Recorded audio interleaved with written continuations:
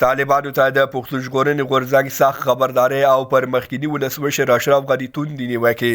طالبانو ته ولې د پښتون ژغورنې غورځنګ غړو خبرداری ورکړې او ولې پر اشرف توندی نیوکې شوي، په دې ویډیو کې وګورئ او افغان میډیا چینل سبسکرایب کړئ.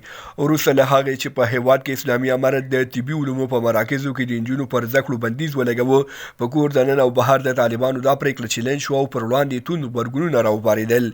تازه د پښتون ژغورنې غورځنګ یو شمېر غړو هم د اسلامي امارت دا پریکړه غندلې او هغه د افغان ښځو سره جنسیتي توپیري چلند یاد کړی دی.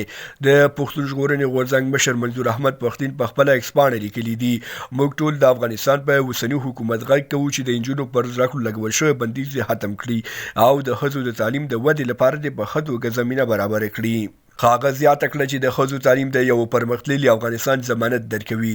په ورته وخت کې د پښتون ژغورنې غورځنګ یو بل مخکښ غړی او د ملي جمهوري غورځنګ مشر محسن داوړ هم ویلي افغانستان په نړۍ کې یوازینی هیواد دی چې د نجونو زده کړې پکې منع دي.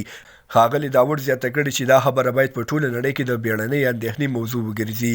د پښتون ژغورنې غورځنګ ښځینه غړي وړاندې لونی لیکلي دي: د طالبانو لخوا د افغان نجونو د زده کړو پر مخ دروازې بندول وطن ژورو کندو ته غورځوي.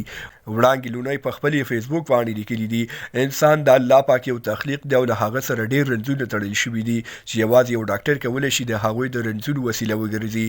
د یاد غورځنګ بل غړي حنیف پښتون لیکلي دي: پاک رب العزت امر کړی چې تعلیم په ښځه او نر دواړو فرض دی. څوک چې تعلیم بندوي معنا دا چې د الله پاک امر نه مني. حنیف پښتون زیاته کړې چې په افغان وطن کې د نجونو پر زده کړو بندیز لګول وطن د تباهۍ لوري ته بیایي او موږ نورو ته محتاج کوي. په ورته وخت کې په ټولنیزو رسنیو کې هیوادوالو پر مخکني ولسمشر اشرف توندی نیوکې کړي چې ولې په دې حساس وخت کې د افغان نجونو لپاره پودکاسټ ونه کړ چې په داسې ترنګلي حالت کې هم په یوې بې معنا موضوع غږېدلی دی.